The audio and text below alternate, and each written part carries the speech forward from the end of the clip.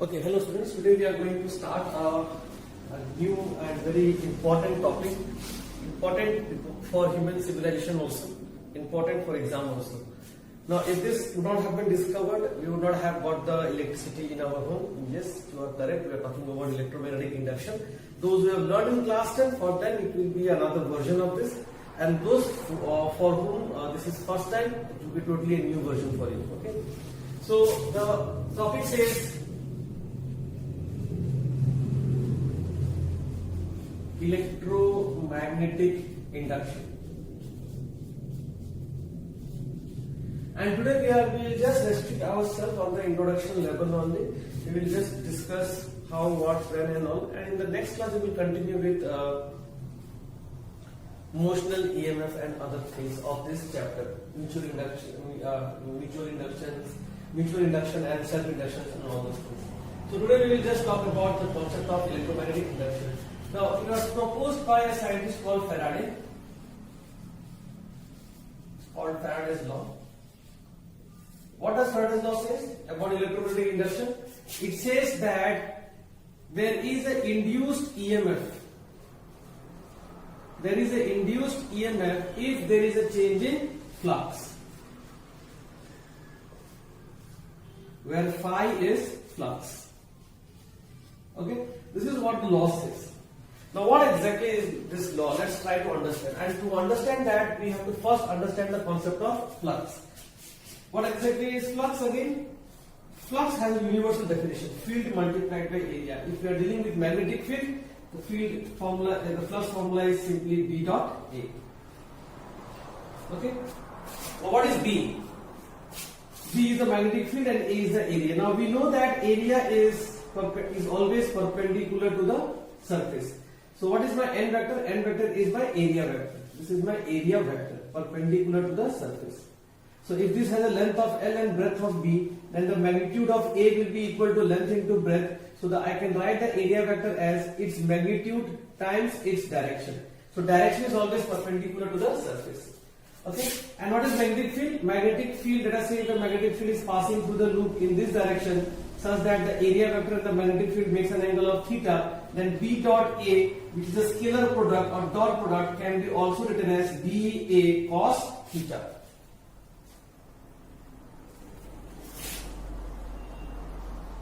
dA cos theta, where theta is the angle between the magnetic field and the area vector. Okay. So when do we say that the flux is zero? Let's discuss these two things. When do we say that the flux is zero? That is the minimum flux, which is equal to zero. That is happening when the theta is equal to 90 degree. Correct? How do we draw this in the picture? We can draw this in a picture if we consider a situation like this.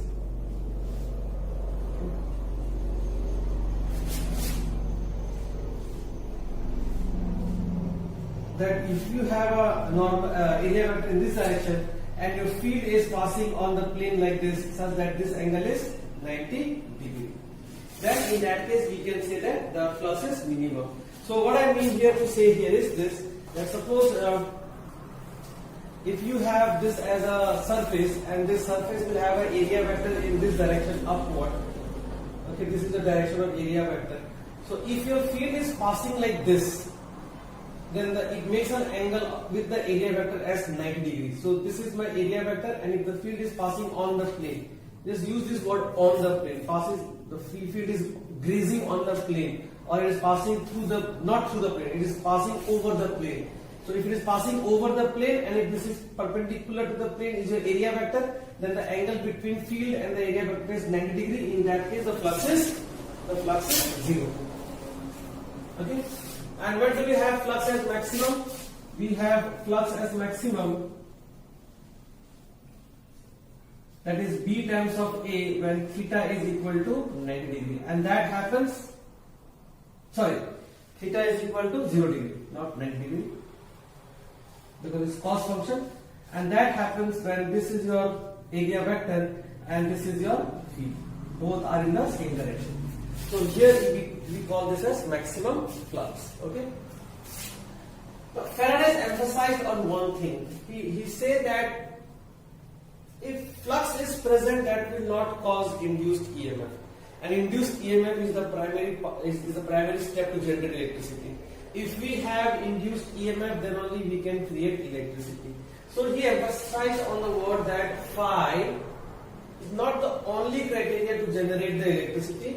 That phi, that flux, need to change also. Okay. So we are going to see how we can change the flux. So this is, we have understood the flux. So I will just keep this formula, these two formulas over here, and let's try to understand how we can change the flux. And slowly we will enter the topic over here. Now if you can see here for flux formula, the flux formula is B A cos theta. That means, how do I change a function? I can change a function if I change the dependence. So I can change the flux, number one, if I change the field. Number two, change area. Number three, change theta. Okay? Or number four, any two of them. Number five, any other two of them. Number six, all three of them to change simultaneously, no issue. But just to keep it simple, let's say that either I can change B or change area or change theta. Okay? So in these three ways, I can change the flux. And with that change in flux, and obviously if you are changing something, it has to be done over a time interval. So if I am changing the flux over a time interval, I am able to induce the EMF. Okay? Now how can we increase the strength of EMF? We can increase the strength of EMF by increasing the change in flux by larger amount, or by decreasing the change in or by decreasing the time taken to for the change in flux to take place. Okay? So if the change in flux is happening in a very short interval of time, we call it as a fast process. In a very fast process, we have more induced EMF, and if we are able to do it in a larger time, we have less induced EMF. Okay? So don't forget that it is directly proportional and time is indirectly proportional. Fine? Okay. There is no doubt for you for this part. Changing B, we can change the magnetic flux, we can change the area. What about this change in theta? Change in theta means, now just imagine I have a loop over here. Just consider this to be a loop.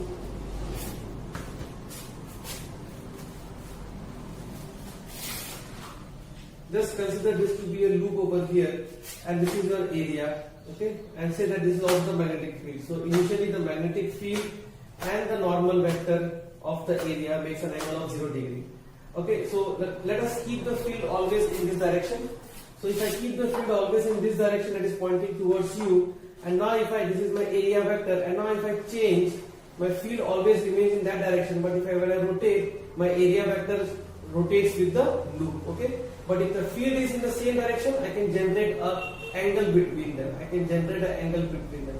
So if I rotate like this, I have reached in this direction now.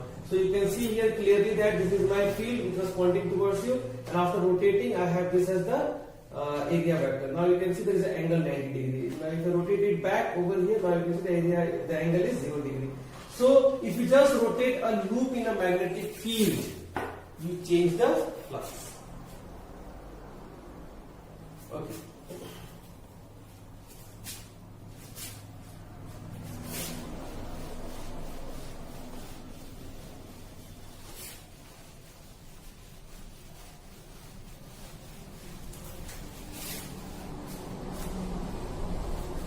Now, the other aspect of Faraday's law over here. When you see the formulas of Faraday's law without the mod, it says that if the induced EMF is equal to minus of, or if you want to write in differential format, it's minus of d phi by dt. d phi by dt. Okay? What is d phi? Change in flux. There is a minus sign here. What does the minus sign signify? The minus sign signifies that the induced EMF is opposing the cause of change. Okay, there is a minus sign. There is the formula which suggests that the induced EMF tries to oppose the cause. Okay. The more clearly we will understand this if you have to understand this minus sign. We will understand this clearly when we discuss the concept of Lenz's law. Lenz's law helps us to make this make this concept, it will help us to make the concept more clear by using Lenz's law when we are dealing with the current, okay? Because Faraday never talked anything about the induced current. He said about induced EMF. It was Lenz who talked the induced current part, and he said that the induced current will try to oppose the cause, and many things he discussed. So over there is in the general formula there is a minus sign over here. Now why I have chosen this format? Because we will encounter few questions like this. Suppose if there is a phi over here, phi has a function, let us say 2t square plus 2 as a function will be given to you. And then they may ask to find the induced EMF. So in those cases, the induced EMF will be equal to minus d phi by dt. Minus d phi by dt means you take the minus common over here and then you differentiate this. If you differentiate this, 2t square will become 4t and constant term will have a 0 term. Okay, so you will get the answer as minus of 4 times of t. So yeah, I got the value of flux. So at any time t, I got the value of induced EMF. So at any time t, I can get the value of induced EMF. If you are dealing with a mod, you can deal with mod also here, and that will be equal to 4 times of t. Okay, this is one part. Okay, so keep your mind open for this type of questions also. Just don't get puzzled that if flux is given to you, how can you find the phi? How can you find the induced EMF? This is the process. Okay, so you can consider this to be the example 1 also of my lecture. Okay, second one. How about finding the current? Now we know that current is always equal to potential difference divided by R. Current is equal to potential difference divided by R, V by R. And in this concept, though this induced EMF is not equal to the potential difference, okay, this induced EMF is equal to the potential difference in this case. But there is a one catch over here. Okay, I will just give you a hint and we will move forward. Okay.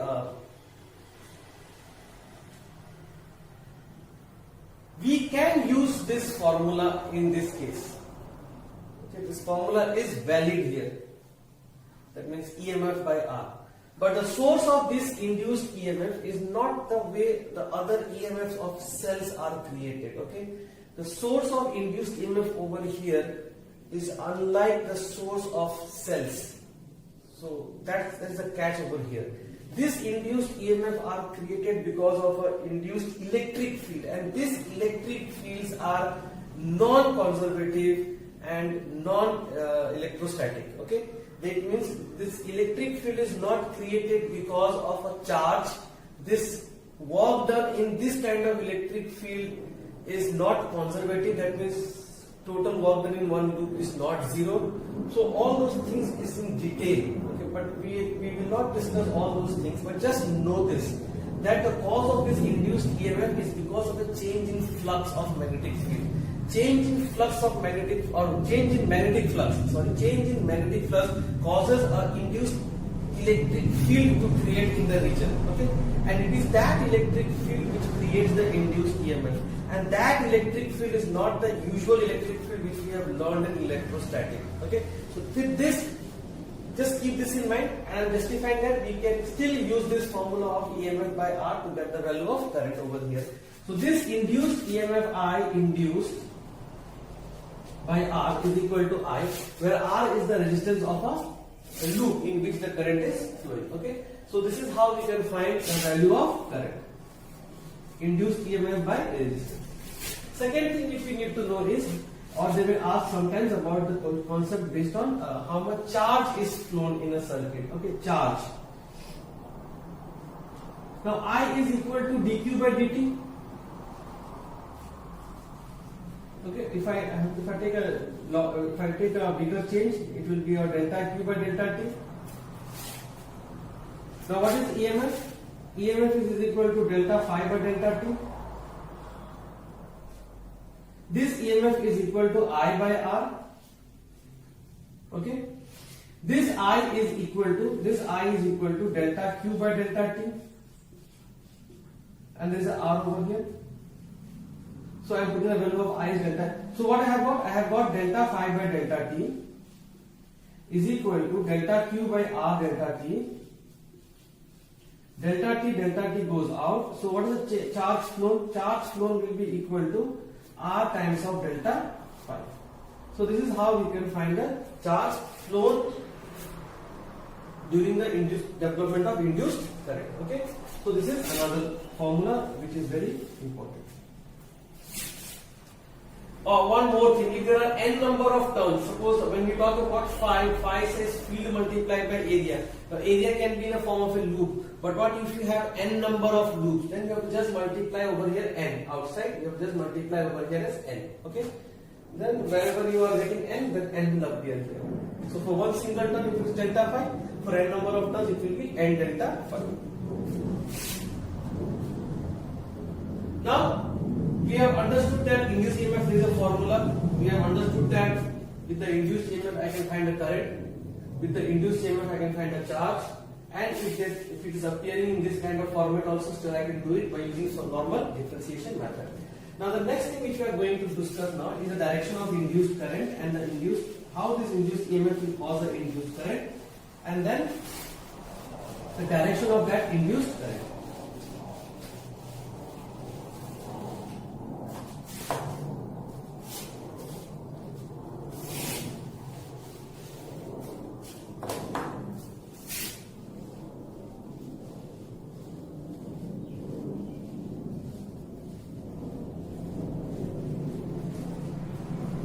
Now, the very first thing which you should know is this, or think about it like this: if there is an induced EMF, will there be an induced current? So, if you are thinking yes, then you are thinking it wrong. If you are thinking it no, then you are thinking it right. Now, how? Just think about like this: if I say I have a cell, I have a battery, do I mean that I have a current? No. When I have a cell, I have an EMF. I am carrying an EMF, but when I can develop it into a current, I can develop or I can generate the current from that cell only when I go and put that in a circuit, or when I complete the entire circuit. Okay, then only that battery can generate a current. Similarly, the induced EMF can be developed even if the loop is closed or not closed, but the current has to be developed only when the loop is closed. For example, consider this. If I consider a loop in a magnetic field in this direction,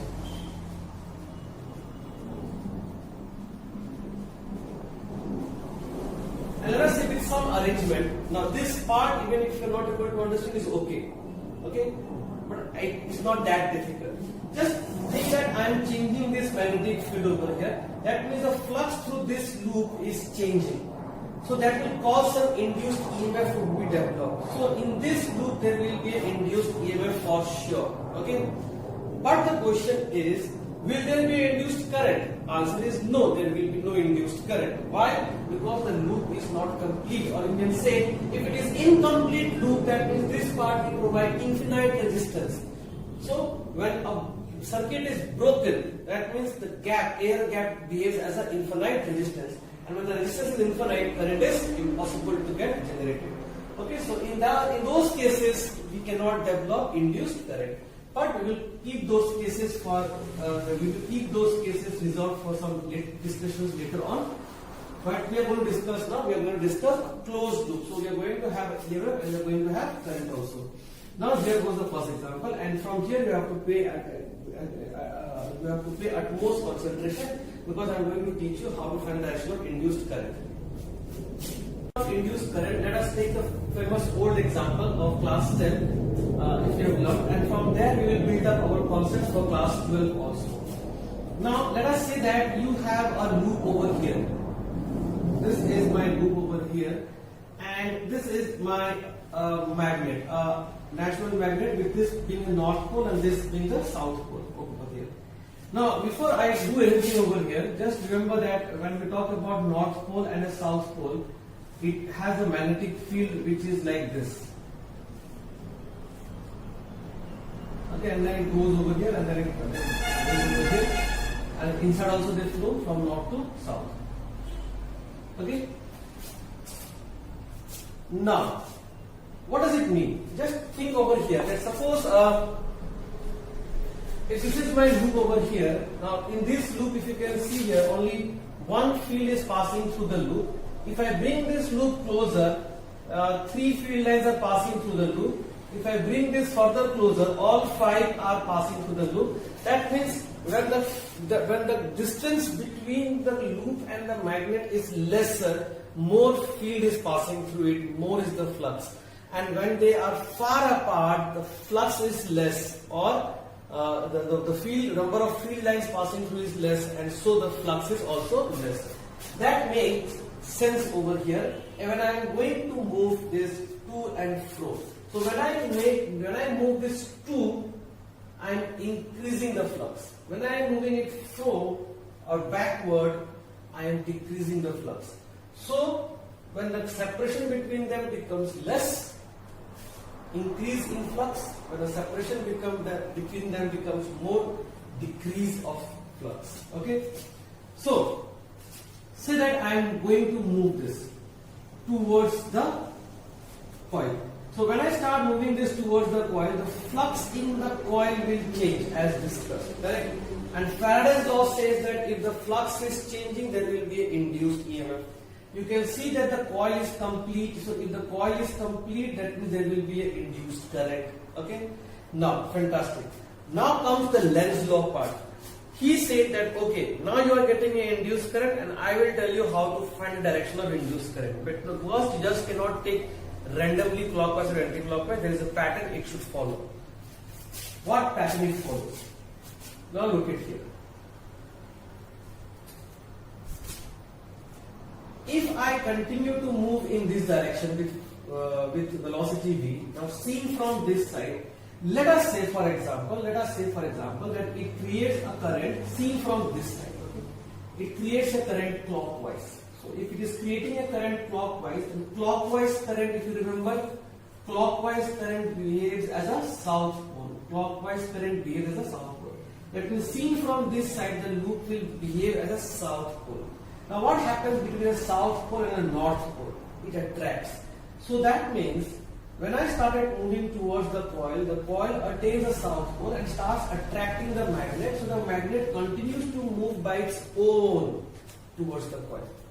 If it continues to move towards the coil by its own, that means the flux is changing by its own. That means the EMF is generated by its own. That means the current is developed by its own. That means we are getting free electricity. Then why do we have to pay the electricity bill?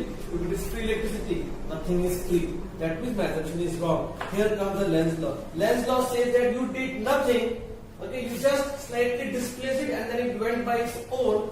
If that is the case, that means you are violating the conservation of energy principle. That means you are generating electrical energy at the cost of nothing. So here comes the Lenz law. Lenz law said no, that cannot be done. The induced current will try to oppose the cause. Okay, that means if I am trying to move this towards the coil will develop a current which will be anti-clockwise, because anti-clockwise current is north pole. So anti-clockwise current is north pole. Now why it has to be north pole, and north pole is the correct answer? Because the moment this develops a north pole over here, then north and north will repel each other. So in order to move it closer, you as an external source need to do a work against that repulsion. And it is that work which you are doing which is getting converted into electrical energy. Okay? So the idea here is, when a north pole is approaching, the face of the coil will also develop north pole. And north pole means anti-clockwise current. Okay? And then we have certain, let's say we can develop this certain assumptions, not assumptions, cases like this. So now let us say south pole is approaching. Now when south pole is approaching, this will be also a south pole. Okay, that means current will be clockwise. Okay, so if a pole approaches, then the coil will develop the same polarity. And what will happen if it is other way around? If it is other way around,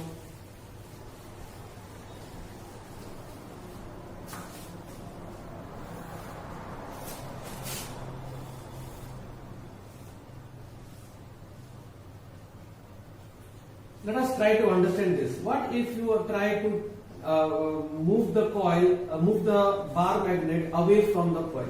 Now if you move it away from the coil, if it still continues to behave as a north pole, if it still, let's say, continues to behave as a north pole, then if you move it away, you are decreasing the flux.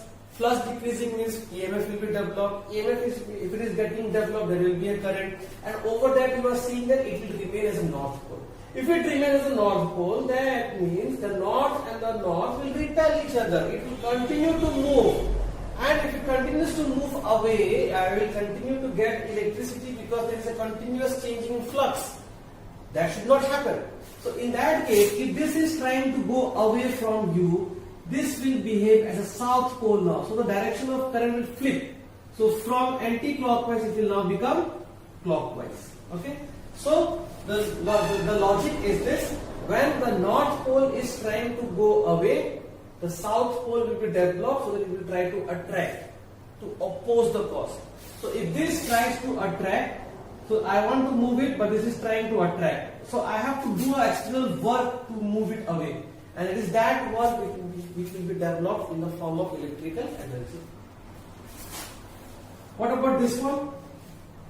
If this is south pole and this is north pole and this is moving away, then this becomes north pole. So I will just keep it simple now for you, so that later on you will not confused. Keep it as simple as this. If the pole approaches, same polarity. If a pole moves away, opposite polarity. Okay. So if it is same, if it is same, that means it's moving towards. If it is opposite, that means it's moving away. Okay. So this is the whole idea of induced EMF and induced current. Now this is what we learned in class 10. So I just discussed one example which we are going to discuss in class 12 and more of that in my next lecture. But since something needs to be taught of class 12 in this class, so I am just discussing a question over here. And it will be totally in a different format. Now let us talk about example 1. Example 1 says that, okay, that there is a loop over here.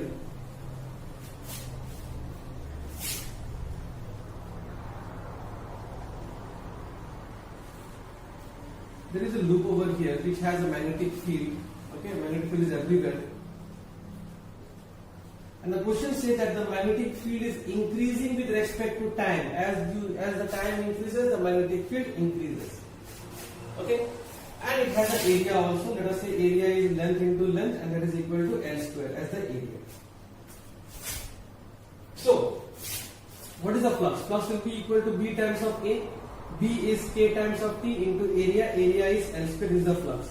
And what is the change in flux? Change in flux will be equal to, I am just dealing with the mod over here, d phi by dt. d phi by dt means K and L square is constant, and differentiation of dt is 1. And that is equal to d phi by dt is equal to K times of L square only. Okay?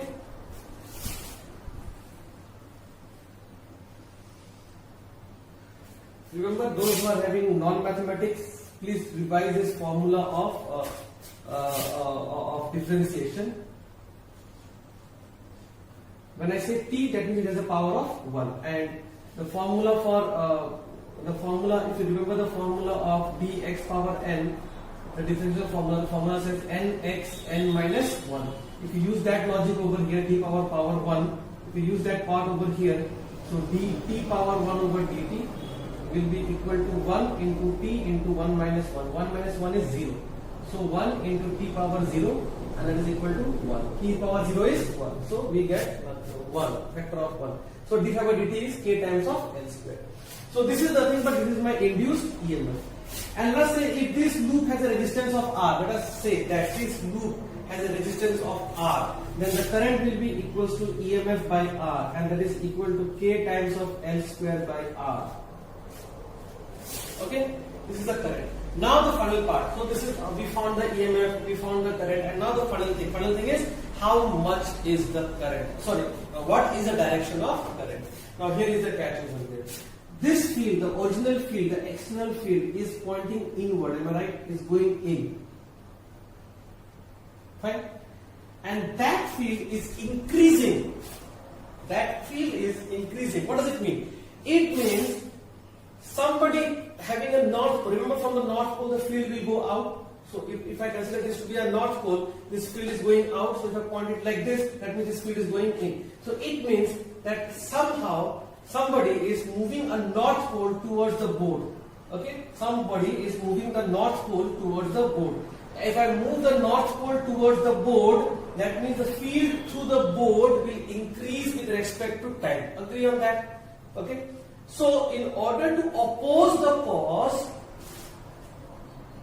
let's start with the wrong answer. In order to okay, let's say that it is clockwise. If it is clockwise, then why this is wrong?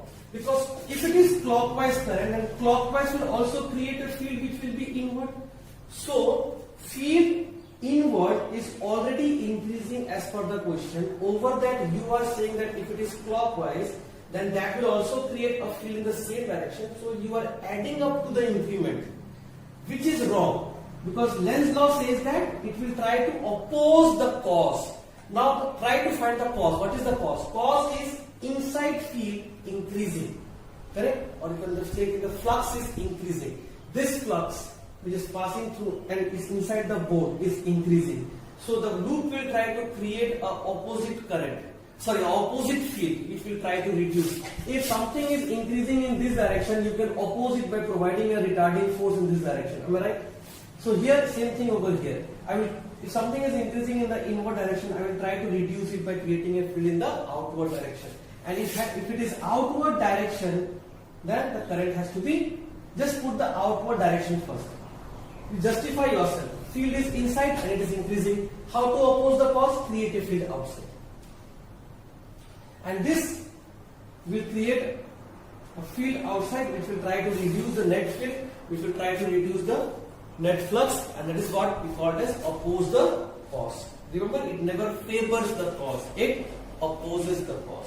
Okay, so this will try to behave.